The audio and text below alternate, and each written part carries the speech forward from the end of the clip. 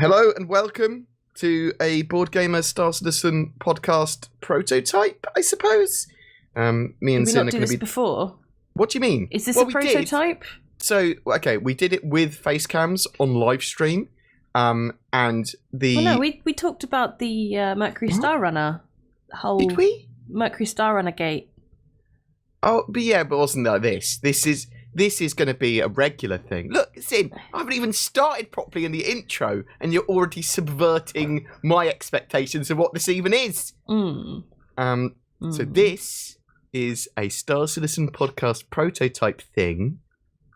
Second Mark II. Okay. Yep. Okay. Are you happy with that? Yep. Okay, Mark II podcasty thing where we're going to be talking a bit about Star Citizen. We'll be asking people's feedback at the end, and in the future, we'll be getting topics from the community, from the Patreons, from the VIPs, from everyone. Not just those people, but those people give me money. So, thanks. So, Zin, you've been working for me now, and you've been working for the BoredGamer. Yes, I have been working for you. 3 months? Question mark? It was beginning of September.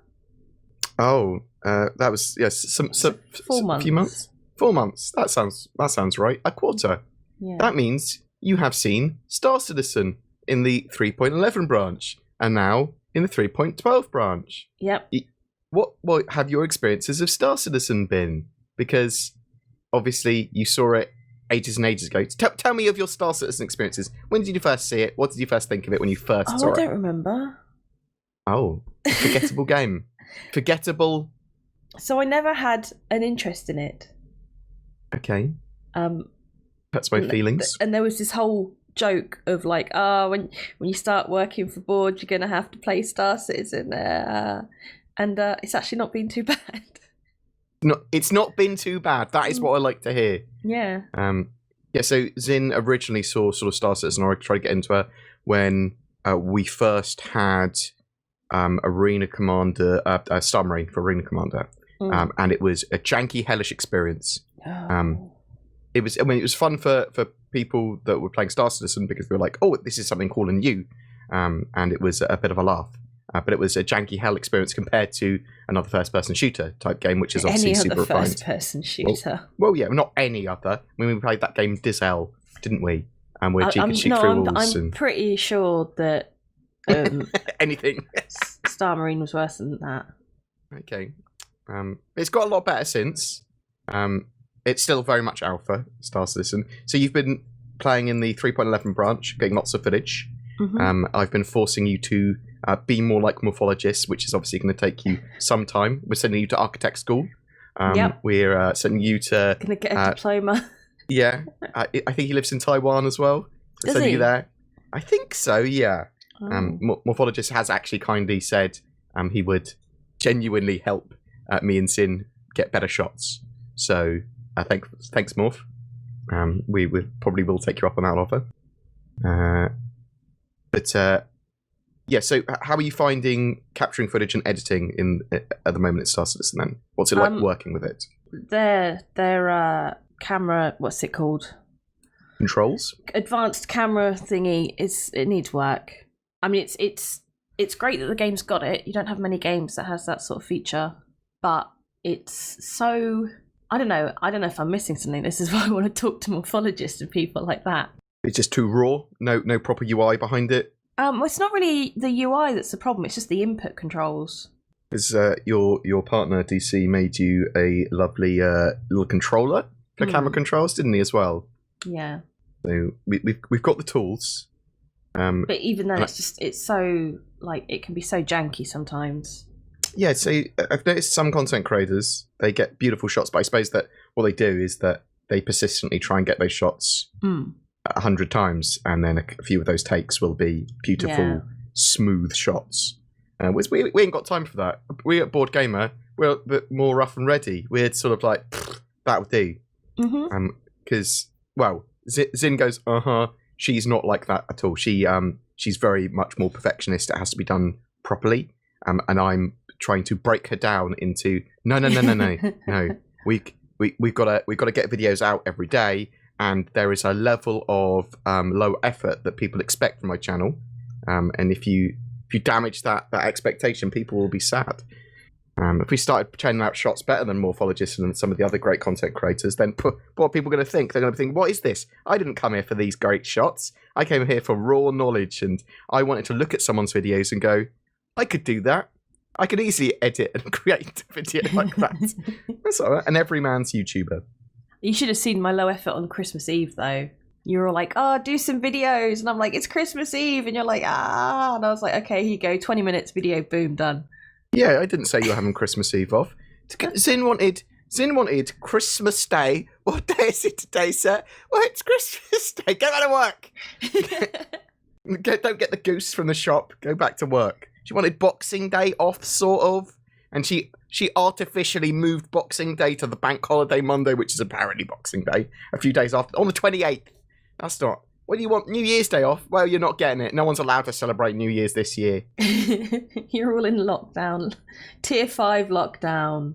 Yeah, so that's interesting. So what's it been like, because obviously you've had the Rona, but what's it been like for you with coronavirus this year, living in lockdown? Because one of the reasons I actually employed Zin now, because I wanted to employ Zin over 18 months ago, but obviously it hasn't necessarily been financially viable. And I'm worried about that. And when you employ someone, you want to be able to employ them, well, permanently, if that's what the job's for, and without going, we can't really afford it. And obviously, the corona stuff happened, but Zin was at her old job, and she was, like, furloughed. And I was like, well, actually, now's a sensible time to try and employ you. So what's it been like to live in coronavirus lockdown and having a year of change? Has it affected you much? Have you not noticed it even? I've mostly not noticed it, so I'm quite a secluded, introverted sort of person anyway. So being told that you're not allowed to go out and see people, and people aren't allowed to see you, and you have to stay away from them, and it's been That's great. The best part of it, isn't it? Yeah. That they can't come and see you. Yeah. Or I don't have to go see them, you know? I can just sit at home and play games, and that's fine. You know? Yeah, so one of the joys of mine and Zin's friendship and our main friendship group is that we are online all day with each other chatting on Mumble. That's us socializing. That's what I want to do. I want to play games and talk online. That has not been affected by the coronavirus. If anything, it's had more people online during the day, which has actually disrupted my work patterns slightly, because I would get a load of work done in the mornings when no one was around. But now there are people around to talk to. It's sort of settled down now. Yeah. I think we've been semi-uniquely lucky in the fact that the coronavirus has actually gone, well, it's not going to affect your work. Your work and your play is very, very only minorly affected. It's more economical things that have been affected for me. Yeah, I mean, the only thing that's really affected us as a group is the fact that we try and do at least once a year seeing private each other LAN. or private LAN. Yeah. So it was we just had what we'd call Kit Fest, and we go to our friend Kitsune's. What's your favourite ship? Oh, I guess it depends what I'm doing. So if I'm just generally flying about, not necessarily going long distance and just wanting to look pretty, then I do quite like the birdie ship, the new one. The Talon. Talon, that's the one. It's so fragile though as an actual ship. Like I tried to use it for bounty hunting and bits of it just fly off. I've put it in one of your videos as well. There's footage of me flying along, hitting a tree, spinning uncontrollably for a very long time, and then it just hits the ground and lands perfectly. I liked the banging of the table. Yes, the ship can no longer take off, however. I was stranded and I had to kill myself. Oh, that's a bit extreme. But yeah, so it's not that fragile. So the most durable of ships I found is the M50, which can take out a whole hammerhead full of people by accident as you clip it. Oh man. For long distance traveling, I really like and like just general sort of missions. Is it the ship you refer to as the Drake? Yeah. So Zin is an old Eve player. Well, and obviously I played a there's little bit of Eve. I wouldn't call myself Caldari. Eve. Well, you've got a Caldari Drake in that, which was given to you No, your I birthday. used to have a Caldari Drake. You've got another one. Yeah, I got another one. One of our friends, Zen, relatively recently, within the last couple of years, got it blown up. Zen. See, your Zen will be playing lots of Star Citizen with us, and we'll get into trouble because of Zen. You will. You'll come and help him, and something will be good. Well, he won't explain the full to me in situation. Star Citizen as well. He was apparently flying around in, I want to say his Eclipse. Yeah, that sounds right. It's got an Eclipse. And he got shot at, and it blew up, but he managed to get out. So he's just drifting in space, and he's like, "Oh, Zin, can I get a pickup?" So I'm like, "Okay, I'll go get my Cutlass Red." Oh my god, you referred to the Cutlass correctly, not a Drake. Nice. And I fly to his location. I find him. I was like, "Right, I'm going to come pick you up." Oh, there's 2 red blips on my radar. The enemies are still here. He's like, "Oh yeah." I was like, "I'm going to get this ship blown up now, aren't I?" Because of you. Oh man, he does not explain the situation fully, and just goes, "Can you do this?" Yeah, okay. Oh yeah. This stuff happening as well. Luckily, it didn't get blown up. But yeah, no. So I really like the Cutlass Red because it's got the med bay. It's good for good for filming because of the med bay as well. Mm-hmm. Like if you've got to land anywhere and go in like caves and stuff like that, it's good for that sort of thing. I've got a lot of love for the Mercury Star, and it's my favourite ship. I wish it had a med bay for content creation. Ship, but I honestly think it's better for a multi-crew. I mean, you can solo it, but it's great for like 3 people. Like me, you, and Zen when we were going around shooting people. That's great. Yeah, so Star Citizen is getting to a point where it works pretty well multiplayer. I mean, not as an MMO because there's only 50 people per server, and there's not enough persistence and not enough stuff to do yet. Actually, this goes into a nice sort of segue. Obviously, we were really looking forward to the Xenothreat set of missions and events that were coming with 3.12 by the end of the year. Obviously, we were quite disappointed by that. So, and we're looking forward to it next year. So, how disappointed were you with that? Did you expect that to be delayed? I mean, I wasn't overly disappointed. I'm not. I don't have like much. I don't expect much from Star Citizen. Okay, yeah, that's right. Even when they say that it's going to do something, I'm still a bit like, yeah, it might not be quite as good as you think it's going to be. There's probably going to be bugs and things like that. Yeah, you've got quite tempered expectations because you've been burnt by so many things. Yeah. Game-wise in the past, like me and Zin have been friends for like 7 years now. Yeah. And we've bought into a lot of alphas and hype, and well, we're not bought into them, but experienced them. And mostly been disappointed for a huge amount of stuff. So she's a lot more, balanced, and I'm a much more hype about everything. Like, this is new. This will be the one, guys. It's going to be great. So we got off on tangents there. What was the original question? What's going on? You were asking me what ships I liked. And we went on to something more than that, though. The Xenothreat stuff. Yeah. Well, I hadn't finished with the ships I liked, and then you went off on Xenothreat. You want loads of ships? What? How many ships? I've got You can have one ship. One ship. Okay, it'll be the Cutlass Red then. Cutlass Red. That's fine. You're not allowed a load of favourite ships. Oh, I really like all depends on the situation. Yeah, it does. It does, but a favourite ship. Top 3 computer games we were talking about the other day. People were having like 10 of them. G had 2 A4 sheets of them, and was thought that was appropriate for top 3. You monster. You're a monster, G. Right, Xenothreat. That's what we're talking about. Yeah, so I like... So obviously, a lot of Star Citizen at the moment is either you solo play and do missions on your own, or you find an org and you do things with them. Like, obviously, the Synchronizers did the whole attacking the stations and stuff, and they do mining things and whatnot. And I think having something like Xenothreat is great for bringing people together on a mission. I assume it would be it's like a public... I don't know much about it. I assume it would be like a public event that anybody can go and do if they're there at the time, or if they want to do it. That sounds like exactly what it might be like. Yeah, which I think is great. Like, it's a great way for... Because that's the thing, is like, people are like, oh, you can only have 50 people in the servers, but most of the time, those servers that you're on have 50 people on them. but you don't really get to see each other because obviously nothing draws them together. You're in space, and nothing unless you like the most I saw people was during events like the Intergalactic Aerospace Expo or Fleet Week, because obviously people would be going to that one location. Or what was funny was when the Mercury Star Runner got released to, what was it, First Wave PTU or whoever had it.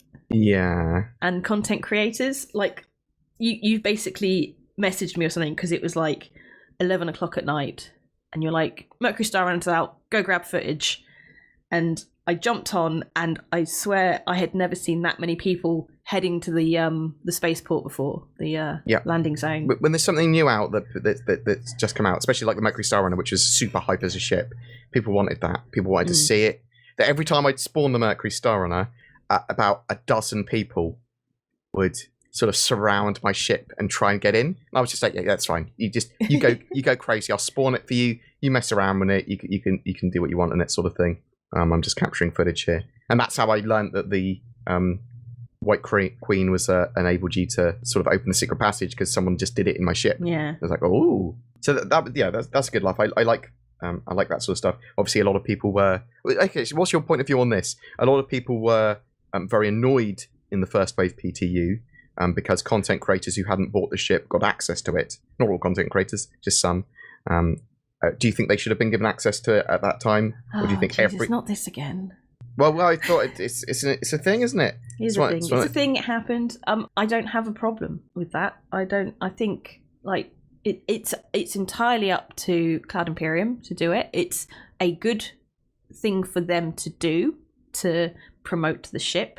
As you say, the content creators will create content of it on it. I mean, I know that the Mercury Star Runner has been a very highly anticipated ship. You've had a giveaway running for it for several months. Like you've given away like 3 or 4, I don't know now. Neither do I. So it's a very popular ship, but there might still be people who are like, oh, well, I'll see what it's like. And then they get to see what it's like and go, fuck yeah, I'm going to buy that. I think the argument there is that people that bought the Mercury Star Runner bought to have it at the earliest possible stage, full stop. It was 2 days early in a test patch, and Eva Cartier are always going to get it earlier than everyone else because they need to test the bugs and stress test stuff. I mean, from my point of view, it's obvious that it helps Star Citizen get a load of free content and a load of hype around a particular release. And content creators are doing loads of marketing for them for effectively free, just because they give them access to a ship to 36 hours earlier or something, I think it was. Yeah. As a content creator and Eva Carti member, and typically someone that has all of the ships already, I don't see a problem with it. But that is my content creator opinion for the most part. It's all over and done now. I'm sure people have forgotten all about it until you brought it up again. Nah, people will use that in future constantly. I always remember it. I remember all the bad things that Star Citizen done. Star Kitten, do you remember me talking when they did that referral scheme years ago, a while ago, Vaguely. Where they had a load of content creators that they were featuring? I was like, yeah. I am not going to be part of this. This is this is a bad idea. Yeah, they were like, oh, if you get the most referrals, you'll get this stuff, and here's a load of content creators. There's referral codes. Here are some of your favourite content creators and top-ranking people with referral codes that you can put your referral code in as. And I was thinking, this is monstrous. You're saying anyone can win this trip to Gamescom and this Idris M, but what you're also saying is, yeah, only if you're a content creator. Yeah. And all your previous ones count. It's like, that's not going to encourage people to do that. That was poor form. And the Star Kitten thing, I actually quite like the Star Kitten skins. So what do you think of the community at large? This is where this was going. Star Citizen community. Yeah, they're all right. Yeah. Bunch of good chaps. Yeah. And chapettes. Yeah. Mostly chaps. I think there's a good portion of the community which is women's. The thing is, I think women. I don't know. I was gonna say, women don't put up with as much shit as men do. Like they've got a lower bar before they just go, nah, fuck this. Shit tolerance. Your shit tolerance is lower. Yeah. So I only put up with Star Citizen because it's my job. Okay. Yeah, because I suppose you wouldn't play an alpha like Star Citizen in its current state, would you? No. not as much as I have. Yeah, you want a more refined game. Like the games we sort of play in our spare time are Apex, the games we Overwatch, Apex, things like that.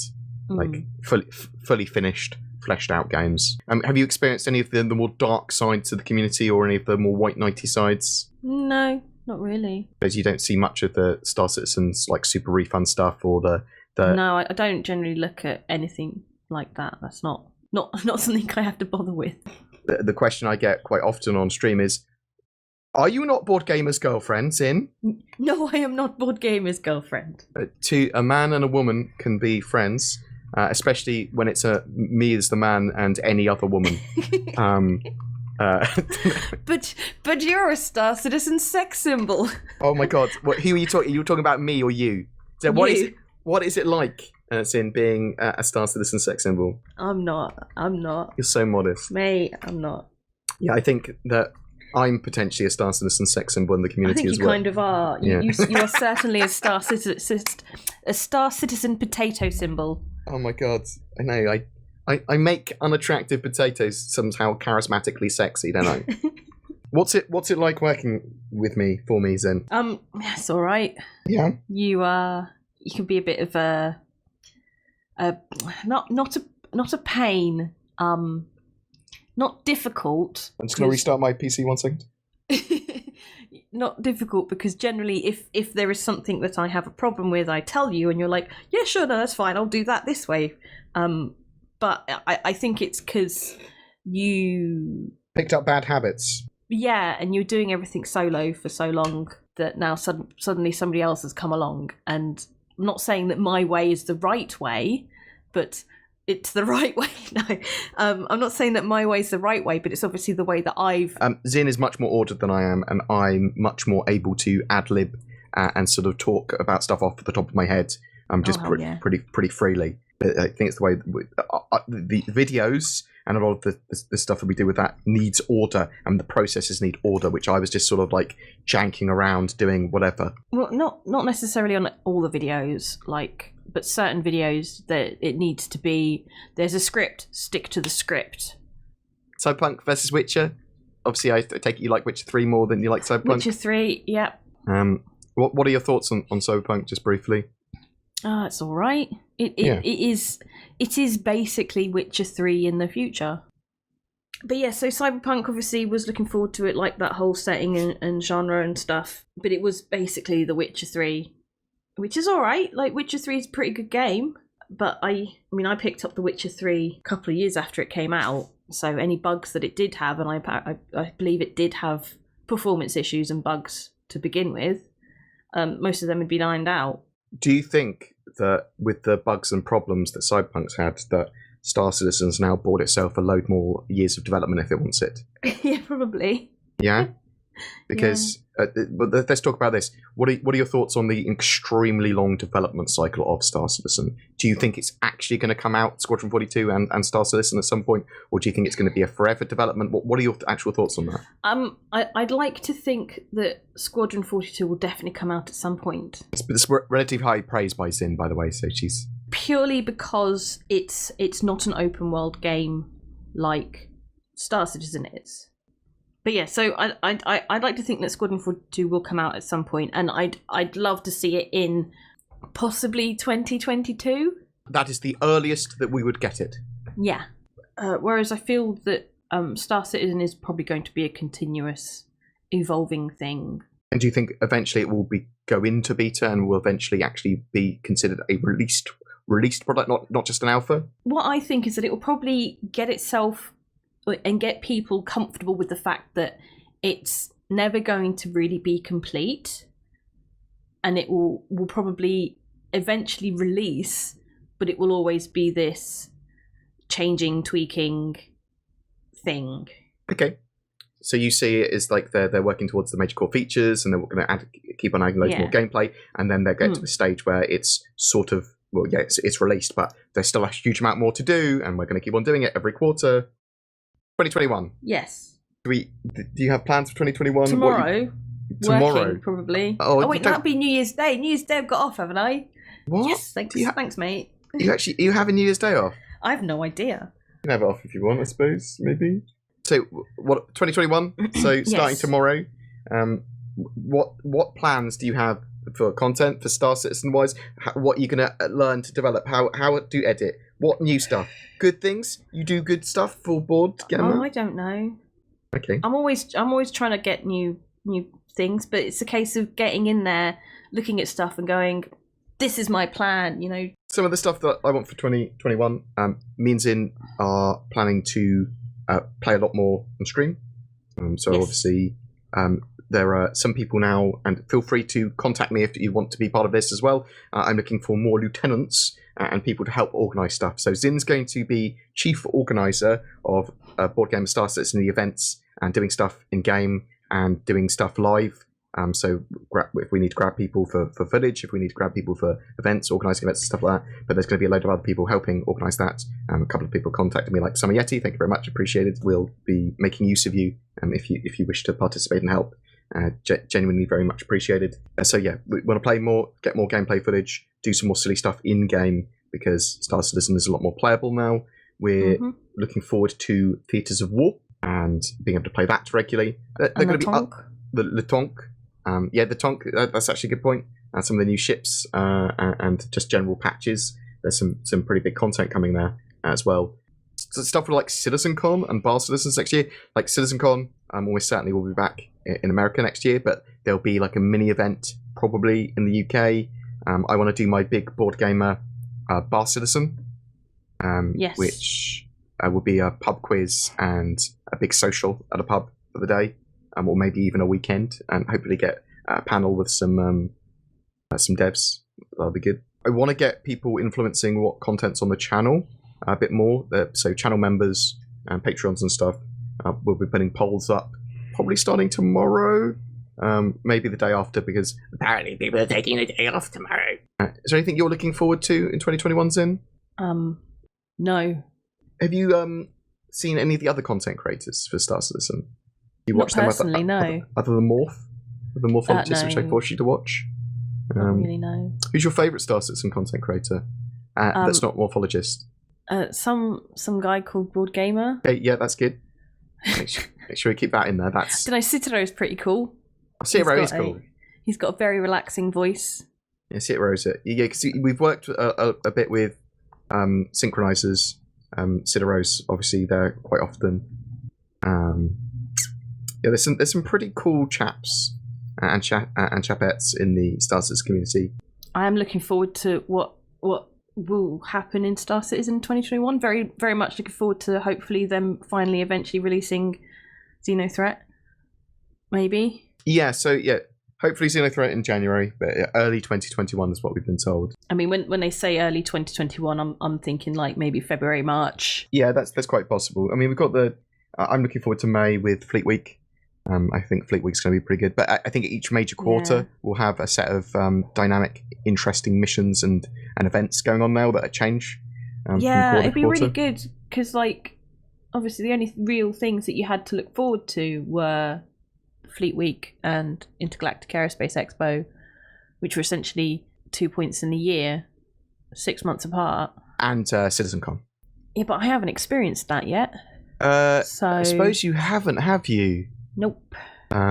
You saw people sort of cheering at me at CitizenCon 2019, though. I showed that clip off. A really awkward video of you being like herded off stage or something. I don't know. It's me. I'm just naturally awkward on camera. Charismatic also but drunk. Awkward. I was very drunk. Yeah, looking forward to 2021. Looking forward to more BoredGamer stuff.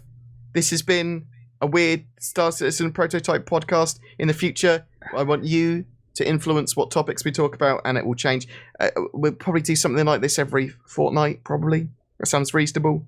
Maybe we'll do it live, but probably not. Don't need to. Maybe we do. I don't know. I mean, it would be great to have like people, every time we do one of these, you guys comment with like questions or things you'd like to ask us more directly rather than just trying to comment on Bored's videos trying to get a free Mercury Star Runner. But definitely comment on those videos and like and subscribe. Don't listen to her. Give generously. Give generously. Thanks. Mwah.